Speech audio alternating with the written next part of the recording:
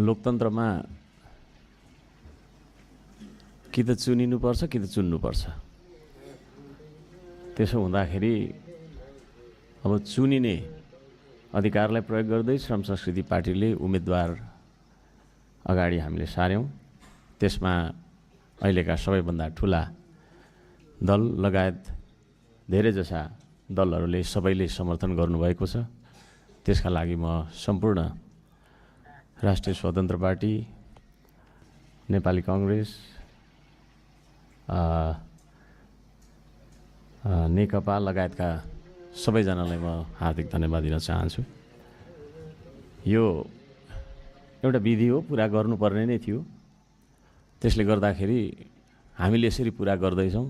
यो विधि पुरा गर्दाखेरि एकले अर्कालाई आक्षेप लाउनु पर्ने, त्यो अस्ति हामी चुनेर आउँदाखेरि जे गर्यौं गर्यौं, अब त्यो सक्यो, त्यो नगरौँ यहाँ हैन।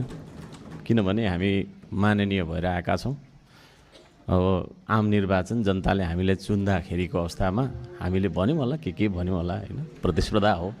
तर अहिले त्यो भन्दाखेरि यो संसदको मर्यादा रहन्छ जस्तो मलाई लागेन।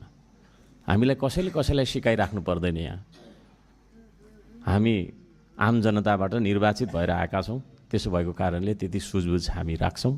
त्यसले गर्दा कसले मलाई के भनेको थियो, कसले मलाई के अरे फोन गरेको थियो, कसले मलाई कहाँनिर औँला के अरे तपाईँको चाहिँ समाएर मलाई डोडाएको थियो भनेर हामीलाई बिलाउन गर्न उचित जस्तो मलाई लाग्दैन। म यहाँहरू सबैजनालाई सम्मानका साथ यो पनि आग्रह गर्न चाहन्छु, हामी यहाँ सबैजना माननीय हौँ। पूर्ववक्ता ज्यूहरूले कतिले हाम्रो माननीय रुबी कुमारी ठाकुरज्यूलाई रुबी बहिनी पनि भनेर यहाँनिर सम्बोधन गरेको मैले देखेँ।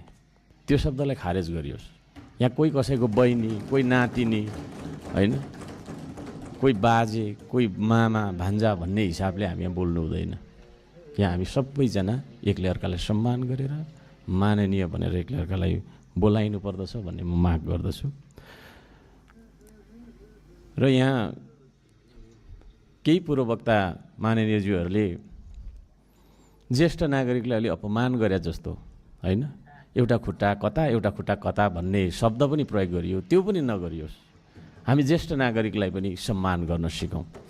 प्रकृतिको नियम हो, हामी जन्मेपछि हुर्कन्छौँ, बढ्छौँ, बुढो हुन्छौँ, मर्छौँ। त्यसो भएको कारणले गर्दाखेरि कसैको त्यो ज्येष्ठ उमेरलाई हैन अपमान गर्ने खालको शब्द आउँदा दिनहरूमा हामी सबैले उच्चारण गर्ने छैनौँ भन्ने मलाई आशा छ। हाम्रो उम्मेदवार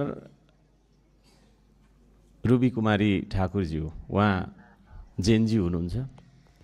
यो सम्पूर्ण राजनीतिक युटर्न नेपालमा जे आयो त्यो जेनजीको आन्दोलनबाट आयो।